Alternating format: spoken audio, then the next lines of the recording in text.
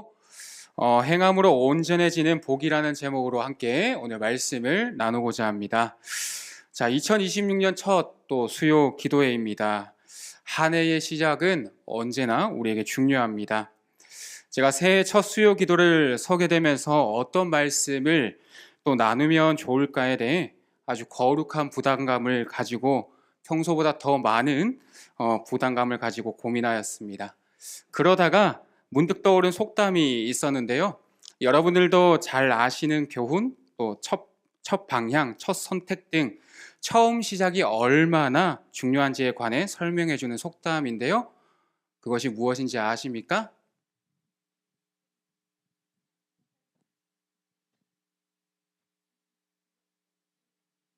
예, 용기 있게 말씀해 주십시오. 네, 맞습니다. 시작이 반도 맞고요. 예, 첫 단추를 잘 끼워야 한다는 속담이었습니다. 저는 교구 사역을 하면서 평소 서치와 정장을 자주 입는데요. 단추를 잘못 끼워본 경험이 여러 번 있었을까요? 없었을까요? 예, 마음이 급하면은 첫 단추를 잘 깨지 못할 때가 너무나 많았습니다. 자, 처음 첫 칸을 잘못 끼우게 되면은 끝까지 모두 어긋나게 되어 있습니다. 하지만 제가 중간에 그것을 알아차리면은 다시 풀고 처음부터 바로 잡아야 하지만 그렇지 않다면은 결국 불편한 상태로 하루를 보내게 될 수밖에 없었습니다. 이 모습이 우리의 인생과 특별히 그리스도인의 신앙과 너무나 닮아 있음을 저는 느끼게 되었습니다. 우리는 복음을 알고 예수님을 믿는다고 고백하고 있지만 그 믿음이 삶의 방향과 선택 속에서 어떻게 드러나고 있는지를 돌아보지 않으면 우리의 신앙의 첫 단추가 어긋난 채 한 해를 살아내게 되어 있다라는 사실입니다. 우리가 복음에 대해 알고 있지만 또 예수님에 대해 알고 있지만 그 복음을 받은 자들, 예수님을 믿는 자들은 현실 속에서 마땅히 주어진 삶을 살아내야 하는데 올 한 해 수정빛교회가 방향 잡은 이 표의 말씀을 보며 어떻게 살아내어야 할지를 생각해 보다가 오늘 말씀을 준비하게 되었습니다.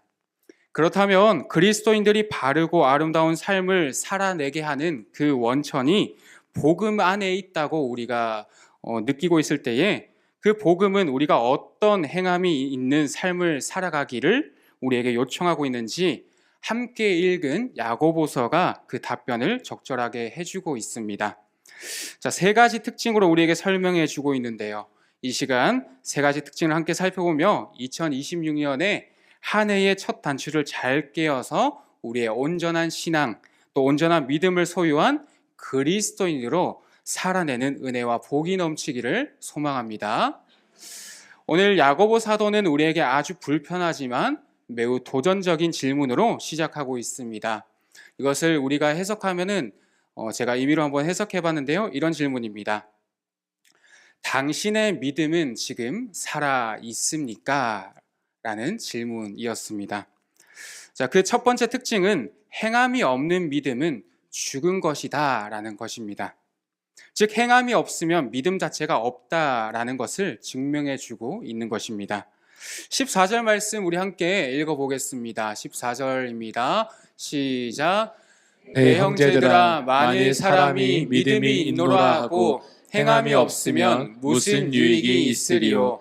그 믿음이 능히 자기를 구원하겠느냐. 아멘. 14절은 우리에게 무엇을 말해주고 있는 것 같습니까?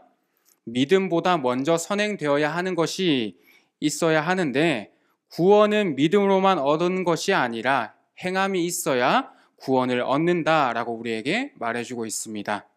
이 말씀을 놓고 보면 오늘 우리가 알고 배운 내용과는 조금 다른 말씀처럼 느껴지기도 합니다. 우리가 지금까지 어떻게 알고 있었습니까? 사도행전 16장 31절과 같이 주 예수를 믿으라 그리하면 너와 내 집이 구원을 얻으리라. 구원은 믿음으로만 얻는 것이라고 우리는 알고 있었는데요. 이 말씀을 놓고 보면 오늘 우리가 알고 배운 내용과 전혀 다릅니다. 또 로마서 3장 20절에는 어떻게 우리에게 말해주고 있습니까? 행위로서는 하나님 앞에 나아갈 육체가 없다라는 사실을 우리는 우리에게 말해주고 있습니다. 우리는 지금까지 이러한 사실을 믿고 있었던 것이 아닙니까? 그렇다면 14절의 본문은 우리가 알고 있는 복음과 다른 복음일까요? 14절의 말씀은 신학적으로 많은 논쟁을 일으켰던 부분 가운데 한 본문입니다. 어떻게 보면 카톨릭의 입장에서 말하는 그 행위 구원, 공로주의 구원을 옹호해주는 입장으로 보이기도 하고요. 한편 바울이 강조했던 이신칭의, 즉 예수님을 믿음으로 말미암아 구원을 얻는다는 내용을 생각해 볼 때에 그것과는 상충되어 보이는 내용처럼 느껴지기 때문입니다. 그렇다면 정확히 어떤 이유로 이런 차이가 우리에게 느껴지는 것일까요? 이 논쟁에 관하여 간단하게만 짚고 넘어가면 이렇습니다. 바울 서신과 야고보서는 그 서술 목적 자체가 달랐습니다. 특히 이것을 들었던 1차 청중의 성격이 달랐기 때문이었는데요. 쉽게 말하면 바울이 말하는 믿음이란 하나님을 알지 못하고 믿지 않고 있던 세상에 속한 사람들이 처음으로 예수님을 믿게 되었고 그 예수님을 믿는 믿음으로 말미암아 사망에서 생명으로 옮겨졌으며 영생을 얻게 되었다는 그 구원의 확신을 가진 이들에게 포커스를 맞추고 있었던 반면에 야고보서의 편지를 받은 1차 청중들은 그것을 넘어서 그리스도인들을 대상으로 삼고 예수님을 믿은 이후 행하는 삶에 대해 설명해주고 있었던 것입니다. 즉 둘은 동일하게 행함이라는 단어를 사용하고 있지만 그 개념은 달리하고 있었는데요.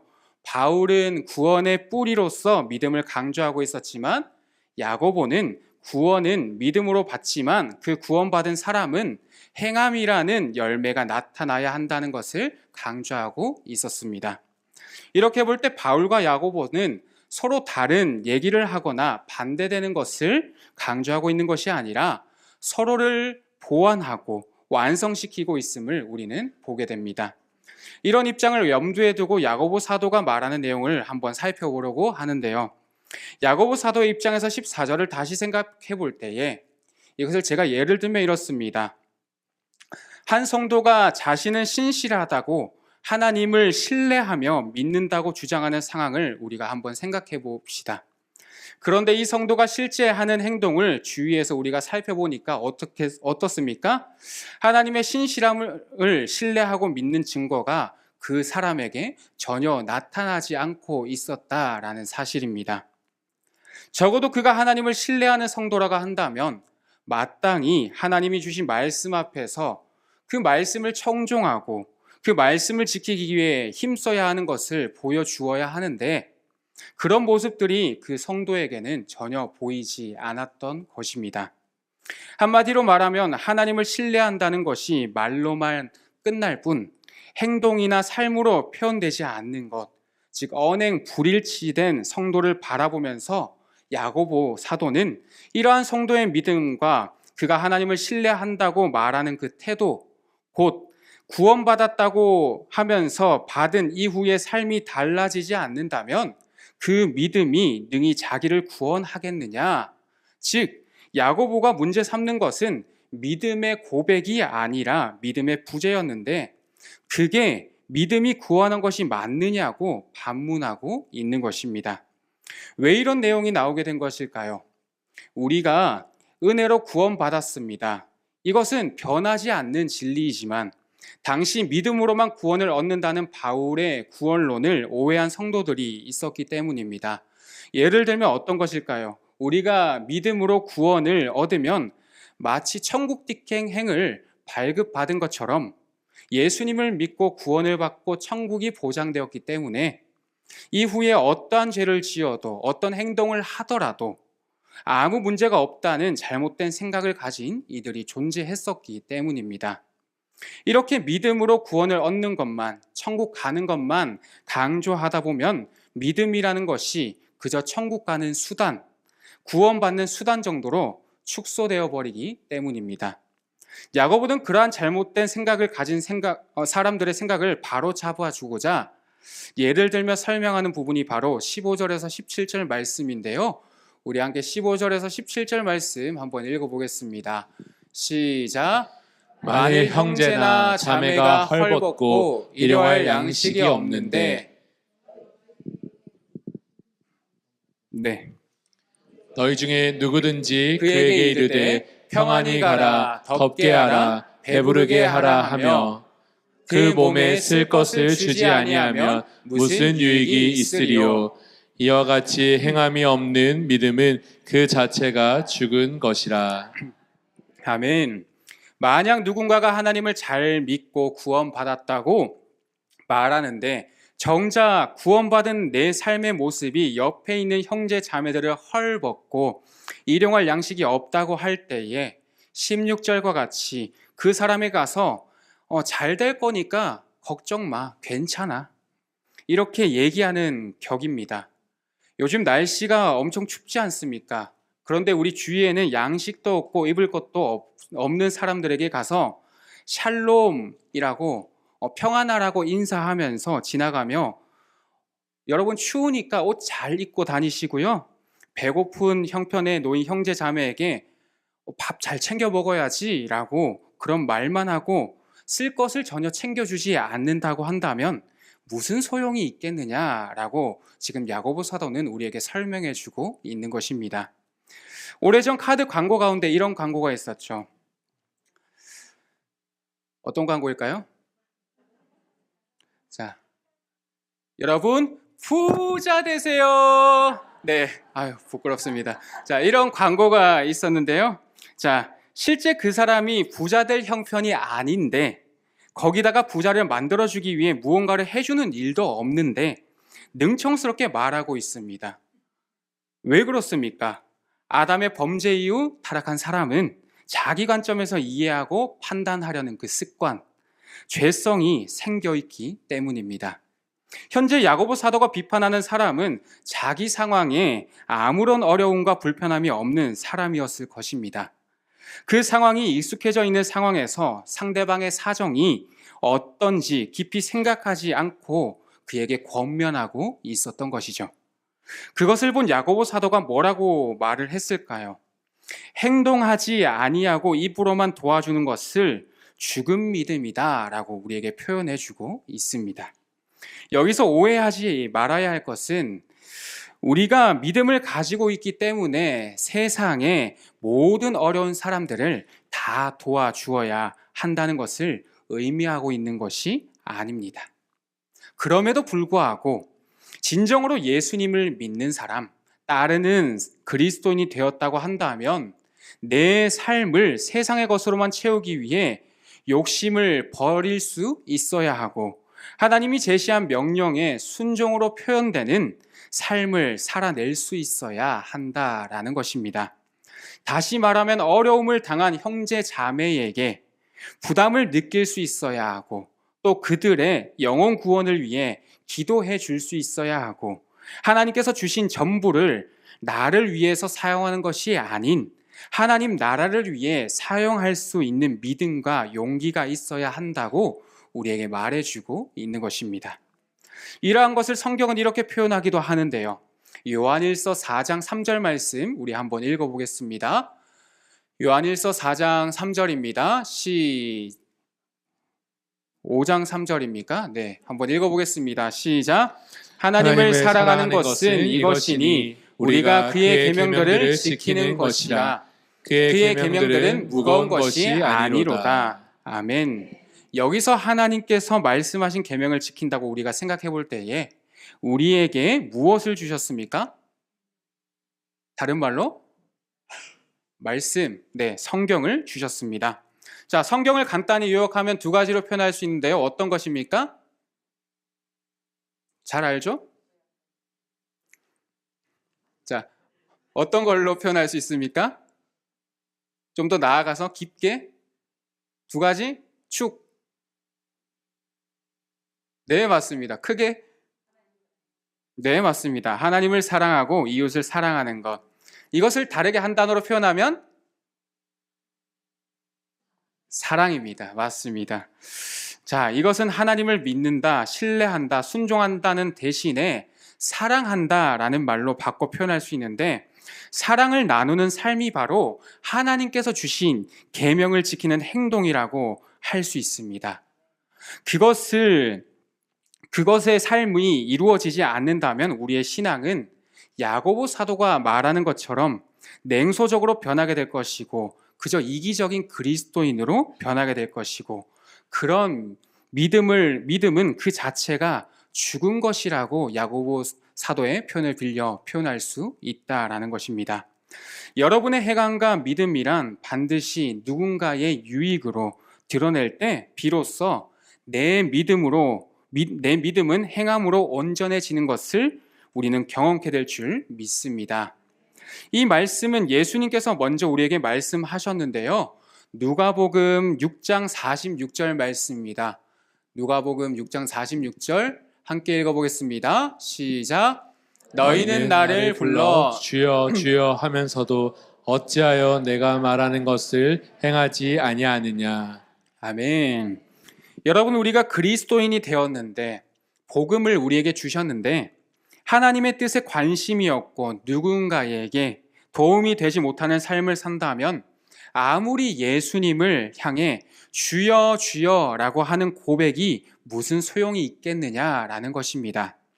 야고보의 입장에서 보면 해야 할 것을 하지 않으면서 입술로 주님만 외친다면 그것이 예수님을 믿는 믿음이라고 할 수 있습니까? 여기에 대해 우리는 답해 볼 수 있어야 한다라는 사실입니다. 그렇다면 우리 안에는 왜 믿음대로 살지 못하는, 행하는 삶이 되지 못하는 것일까요? 그것은 우리가 받은 은혜가 얼마나 큰지 우리가 모르고 있거나 예수님께서 대신 십자가 지시고 그 피 흘리심으로 말미암아 죄 용서 받음이 무엇인지 머리로만, 그저 이성으로만 알고 있기 때문이 아닐까요? 그것이 바로 마태복음 18장에 등장하는 1만 달란트 빚진 자의 이야기라고 저는 보았습니다. 1만 달란트가 얼마입니까? 어마어마하죠. 예. 저도 평생 볼 수 없는 돈인 것 같습니다. 자, 당시 노동자 기준으로 2년도 아니고 20년도 아니고 200년도 아니고 무려 20만 년이라는 어마어마한 세월을 일해야만 갚을 수 있었던 돈이었습니다. 그러한 돈을 종이 왕에게 자비를 구하자 왕이 어떻게 했습니까? 탕감해 주었습니다. 그가 진 빚을 모두 탕감해 줍니다. 그리고 어느 날 어떤 일이 일어났습니까? 이웃이 종에게 돈을 빚졌는데 그를 붙잡고 갚으라고 강요하다가 그가 갚지 못하자 그를 어떻게 했습니까? 감옥에 보내버립니다.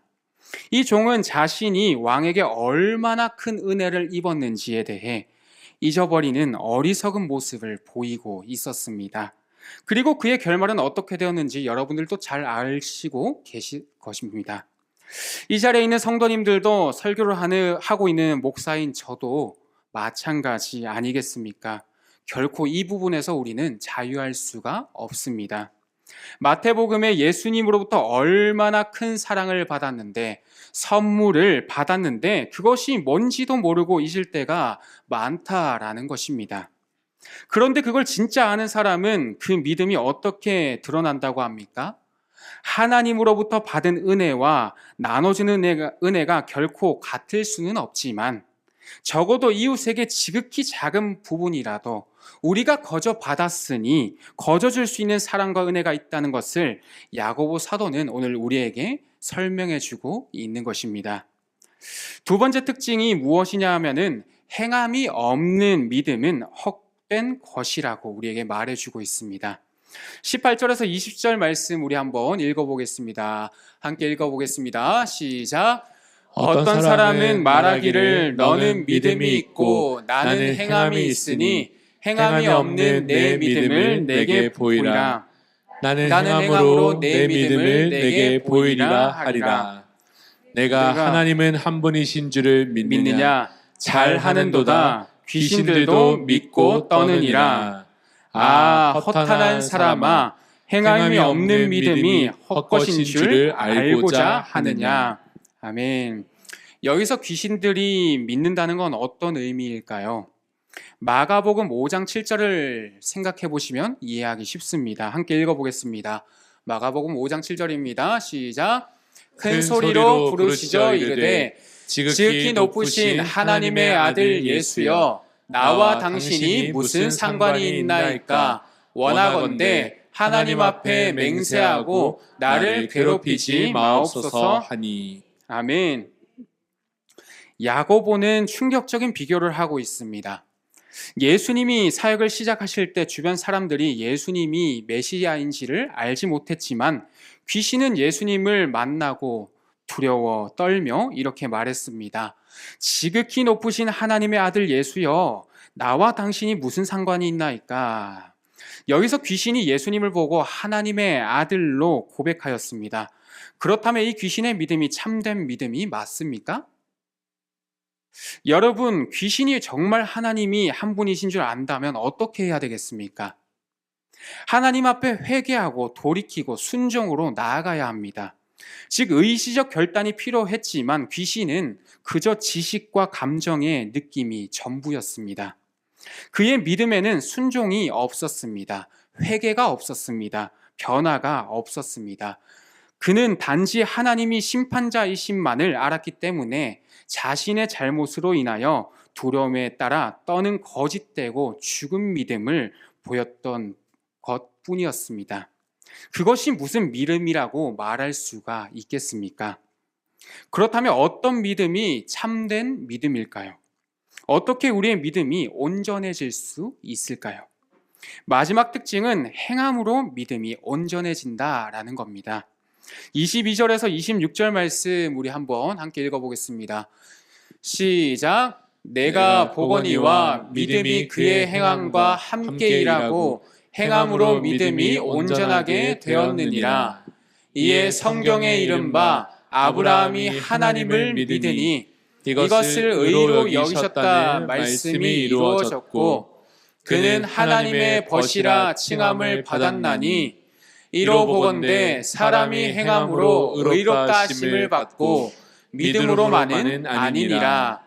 또 이와 같이 기생 라합이 사자들을 접대하여 다른 길로 나아가게 할 때에 행함으로 의롭다 하심을 받은 것이 아니냐. 영혼 없는 몸이 죽은 것 같이 행함이 없는 믿음은 죽은 것이니라. 아멘. 행함으로 온전해지는 믿음에 대해 야고보 사도는 두 사람을 우리에게 제안해 주고 있습니다. 한 사람은 아브라함이고요. 한 사람은 라합입니다. 두 사람은 매우 대조적인 인물입니다. 한 사람은 유대인들에게 존경을 받는 인물이라고 할 수 있지만 그 다른 한 사람은 심지어 기생이라는 수식어가 붙었던 이방 여인이었습니다. 먼저 아브라함에 대해 한번 살펴보면 이렇습니다. 관련해서 창세기 15장에 등장하는 내용인데요. 하나님은 아브라함에게 자녀를 언급하시며 하늘의 뭇별과 같이 주겠다고 말씀하십니다. 그 당시 아브라함은 나이가 75세였고 자녀도 한 명도 없었던 상황에서 하나님께서는 그렇게 말씀하시고 계셨습니다. 여러분이라면 이것이 과연 믿어지시겠습니까? 그런데 6절 말씀을 보면은 아브라함이 여호와를 믿었다라고 기록되어 있고 그 믿음을 하나님께서는 의로 여기셨다라고 그렇게 기록되어 있습니다. 여기엔 그의 어떠한 행함도 없었습니다. 그런데 아브라함은 단지 하나님의 말씀을 아멘으로 믿은 것 뿐이었습니다. 이후 하나님은 아브라함에게 자녀를 주셨습니다. 하나님께서 그의 아들 이삭을 모리아 산에서 제물로 바치라고 말씀하셨을 때 그것을 듣고 아브라함이 어떻게 했습니까? 아들을 죽이는 자리에까지 직접 나아갔습니다. 왜입니까? 그가 하나님을 믿었기 때문이었습니다. 오늘날 현실적으로 너무나 불가한 일들을 아브라함에게 요구하셨지만 그것을 행한 아브라함을 보시고 하나님은 그를 어떻게 표현하셨습니까? 그가 경외하는 줄 아셨다라고 말씀하셨습니다. 이를 통해 야고보 사도가 하고자 하는 말씀이 무엇입니까? 아브라함이 하나님을 경외하고 하나님의 명령을 준행하는 행동을 보여줌으로써 자신이 하나님의 의로운 백성이 된 것을 증명했다라는 것입니다. 저와 여러분들도 마찬가지 아니겠습니까? 우리는 예수님을 믿음으로 오직 은혜로 값없이 하나님으로부터 의로운 자녀된 하나님의 백성들입니다. 그렇다면 이제 어떻게 우리가 살아야겠습니까?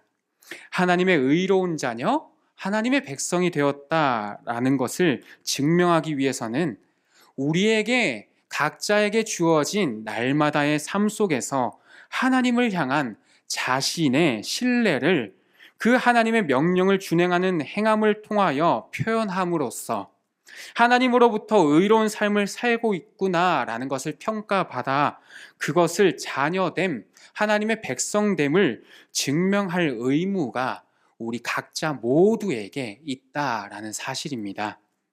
마지막으로 기생 라합에 관한 사건입니다. 라합의 경우 유대인의 생각에는 지옥에 떨어질 땔감에 불과한 자였지만 그녀는 심지어 마태복음에 예수님의 족보에 등장하는 인물로 올라가게 됩니다.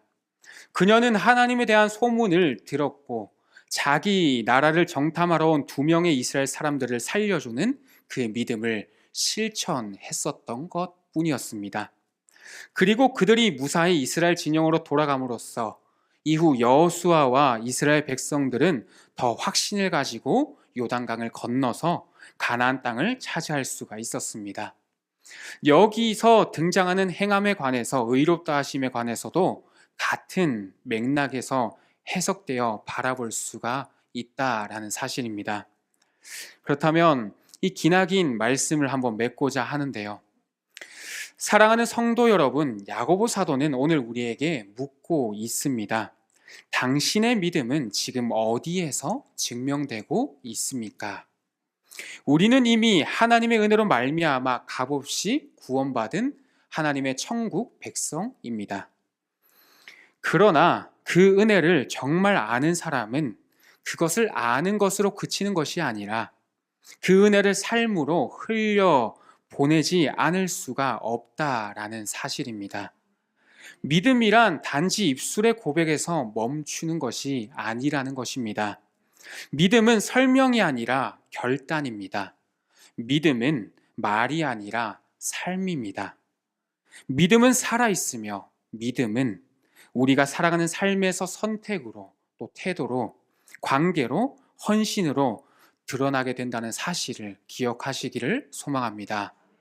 2026년 한 해를 시작하며 말로만 믿는 신앙에서 내려와서 삶으로 증명하는 신앙으로 담대히 나아갈 수 있기를 소망합니다. 저부터 그렇게 되기를 저는 그렇게 소망하고 있습니다. 오늘 우리의 작은 순종 하나가, 우리의 일상의 작은 나눔 하나가, 작은 결단 하나가 하나님 앞에서